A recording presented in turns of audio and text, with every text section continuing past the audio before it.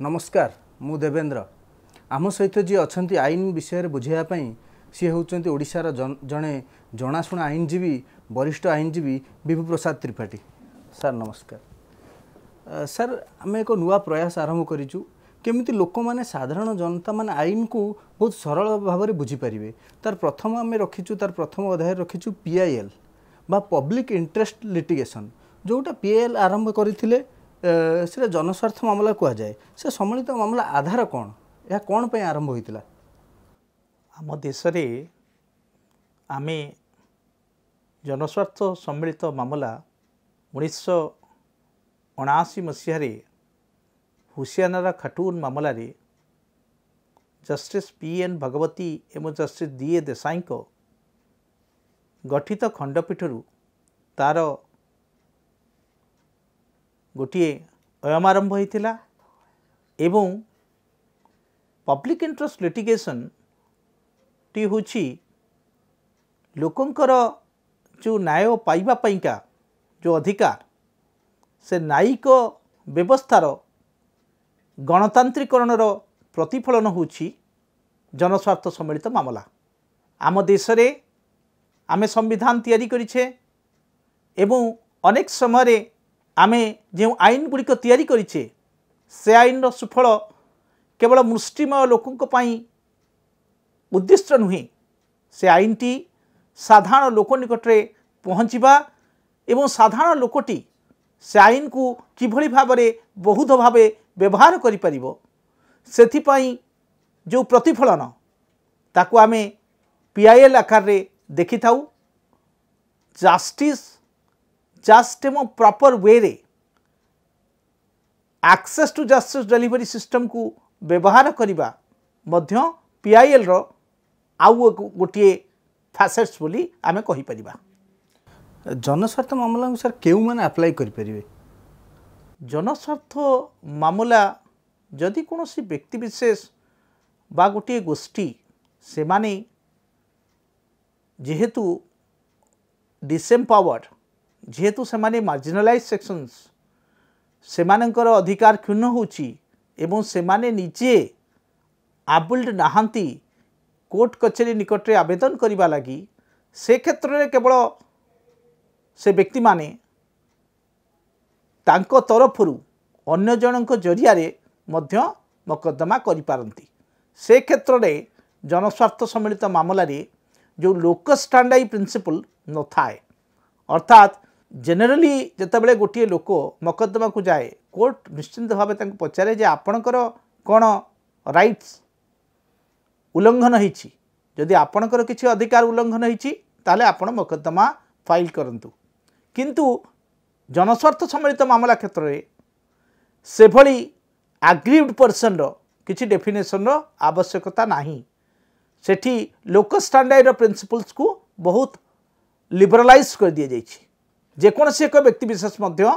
अन्य मानक पाई से फाइल करि पारंती जनस्वार्थ सम्मिलित मामला एपरिकी अनेक क्षेत्र में खबर कागजर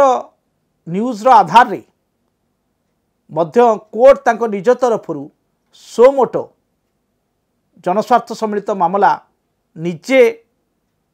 ताकू रेजिस्ट्रीभुक्त करी परवर्ती अवस्था रे कोर्ट मित्र मान को नियुक्ति देकिरी से मकद्दमा को मध्य चलांती जेमिति कि आम राज्य रे वर्तमान परिप्रेक्षी रे आमे देखीचे जे मैनुअल स्कैवेंजर्स जो डेथ है कटक और भुवनेश्वर सेतेबेले मान्यवर हाईकोर्ट इंडियन एक्सप्रेस रे प्रकाशित संवाद को निज तरफरु गोटे मकद्दमा करी परवर्ती अवस्था रे कोर्ट मित्र अपॉइंटेड करी से केस मॉनिटरिंग करुछंती। पूर्वरु आउ गोटे जुरिस्डिक्शन बेसिकली व्यवहार होउतला ताकू आमे कहउतलु एपिस्टोलरी जुरिस्डिक्शन अर्थात अनेक समय गोटे चिठीटीए बा गोटे पोस्टकार्डटीए जड़े पकईले ताकू कोर्ट ग्रहण करुथिले एवं सोमोटो कोर्ट को तरफरु से जो पोस्टकार्ड आधार में जनस्वार्थ सम्मिलित मामला रुजु करी कोर्ट ताकू चलाउथिले कारण जनस्वार्थ सम्मिलित मामला क्षेत्र में आमे जानिचे जे प्रिंसिपल होची ताहा गोटे एडभर्सरियल सिस्टम रो लिटिगेशन नुहे अर्थात सेठी जज जड़े अंपायर भाव में काम करती ना सेठी जज निजे प्रोएक्टिवली जुडिशियल सिस्टम रे किभली भाव में डिस्पेंसेशन ऑफ जस्टिस करा जाई परिबो सेथिपाई चेष्टा करिथांती एवं न्यू थॉट्स न्यू विजन एवं कोलाबोरेटिव एफर्ट्स रे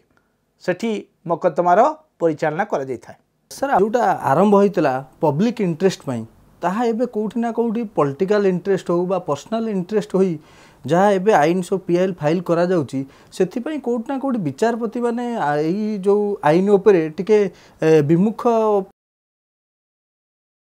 देखो आम देश रे बहुत आईन तैयारी एवं अनेक समय आईन को लोक अपव्यवहार करती एवं दुर्व्यवहार मध्य लोक करती आमे पब्लिक इंटरेस्ट लिटिगेशन क्षेत्र में से भली गोटे व्यवस्था देखा पाऊँ। गत किछि दिन तले जड़े व्यक्तिविशेष सुप्रीम कोर्ट रे मकद्दमा टी करथिले से जड़े एडवोकेट से तांको मकद्दमा रे कहिथिले जे महाराष्ट्र रे मुख्य विचारपति को जेतेबेले शपथ पाठ करा जाउतला सेतेबेले से आई शब्दटी व्यवहार करि नथिले ताहा ओथ टेकिंग प्रोसेस रो जो पवित्रता ताकू नष्ट करछि बोली से कहिथिले एवं सेथिपेंका से मान्यवर सुप्रीम कोर्ट को आसीथिले पब्लिक इंटरेस्ट लिटिगेशन में मान्यवर सुप्रीम कोर्ट से मकद्दमाटी को डिसमिस करिकि 5 लाख टंका तांको ऊपर फाइन लगेइथिले। ठीक सेमती एबे किछि दिन तले आउ जणे भद्र व्यक्ति मध्य मान्यवर सुप्रीम कोर्ट को निकट रे मकद्दमा करथिले जे E is equal to MC square Einstein कर ए जो थियोरी ए तत्वटी भूल एवं से तत्वटी से प्रमाण करिपारिबे बोली मध्य मान्यवर सुप्रीम कोर्ट को निकट रे कहिथिले एवं जहाँ से पढ़िचंती एवं स्कूल मानक जहाँ पढ़ा जाउची गोटे रॉन्ग थियोरी पढ़ा जाउची बोली से सुप्रीम कोर्ट को निकट रे आवेदन करथिले गोटे पब्लिक इंटरेस्ट लिटिगेशन माध्यम ये दुईटी घटना नुह एमती शह शह घटना रही जोटि कि अनेक समय लोक ताकू दुर्व्यवहार करती एवं भावती जे विचारपति बा न्यायपालिका पाखरे मध्य समय अच्छी एभली सब मकद्दमा शुणियापी कारण से माने बेले बेले निजस्व प्रचार सर्वस्व एवं व्यक्तिगत स्वार्थ पे किंबा राजनैतिक स्वार्थ पे मकद्दमा करती निकटरे एक कथा मध्य कहुला जे किछि व्यक्तिविशेष अछंती जो मानक पैंका पब्लिक इंटरेस्ट लिटिगेशन पैंका से माने जहाँ मकद्दमा करती तार एकमात्र कारण होची से माने कोनोसी गोटे गोष्ठी द्वारा प्रभावित होइकरी सेमानक स्वार्थ रक्षा पई पब्लिक इंटरेस्ट लिटिगेशन फाइल करछंती किंतु एसबु आଳରେ जोटी जस्टिस जोटी कॉन्स्टिट्यूशनल वैल्यूज एवं जोटी साधारण लोकटी जहाँ स्पिरिट ऑफ द कॉन्स्टिट्यूशन अच्छी तार कौन सी मूल्य पाई पारु नाही तार अधिकार साब्यस्त करि पारु नाही कारण आईन को तैयारी करुवा मनीषटी बेले बेले से आईन को मध्य दुर्व्यवहार करि पारे सेइति पई एकदा जेतेबेले देवगौड़ा प्रधानमंत्री थिले